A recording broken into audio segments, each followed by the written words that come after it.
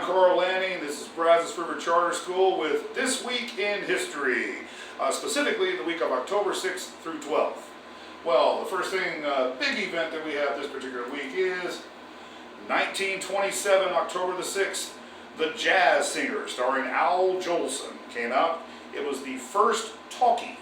It was advertised as the first musical, and it was. However, when Jolson turned to the camera, looked directly into it, and spoke the ad-lib line, "You ain't heard nothing yet," audiences were absolutely thunderstruck. And yes, he did do large portions of the movie in blackface. It was 1927, so there's a reason for that in the story, but whatever. On October 6th of 1846, George Westinghouse was born. George Westinghouse made his first fortune by inventing the air brake for trains, which honestly is not that much different as far as how it works from the air brake that is on heavy trucks to this day. He would definitely recognize it. But later, that was how he made his first fortune. Later, he hired a very gifted but very eccentric engineer-inventor by the name of Nikola Tesla. And between the two of them, they came up with the technology for alternating current electrical generation and transmission. So these are the gentlemen who are responsible for the fact that we have these little plugs in our houses that AC power comes out of.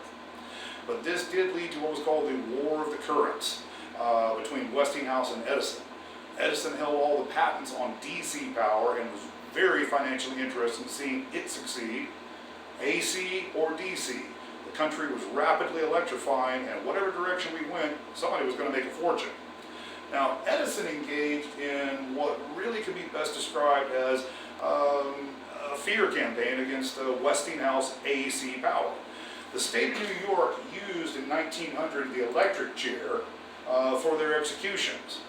Edison offered to pay for every execution the state of New York did if they would refer to the person who had been executed as having been Westinghoused. And then we get to Topsy the Elephant. In 1903, Topsy the Elephant had killed 3 of her handlers. Of course, one of them tried to feed her a lit cigarette, so I can't imagine why she would be upset. So Topsy was going to be put down, as they would say today. Edison bought Topsy. He then built a 1,500-seat wooden grandstand built near the Luna Park Zoo on Coney Island. He heavily advertised the event. The stands were packed, standing room only, when Edison put 6,600 volts through Topsy, and death was almost immediate. In the end, AC power ended up winning out on technical feasibility grounds, largely because it was easier to transmit over long distances. Westinghouse had also demonstrated the safety of AC power by signing contracts to provide light for a number of outdoor fairs and expositions. He wanted to actually use the incandescent bulb that Edison had created, but Edison, since he held all the patents, refused to sell any to Westinghouse. So Tesla invented what today we call the compact fluorescent light bulb. Eventually, Edison surrendered in the War of Currents and got into the AC power business in a really, really big way by forming a little company that eventually became what we know as GE, General Electric.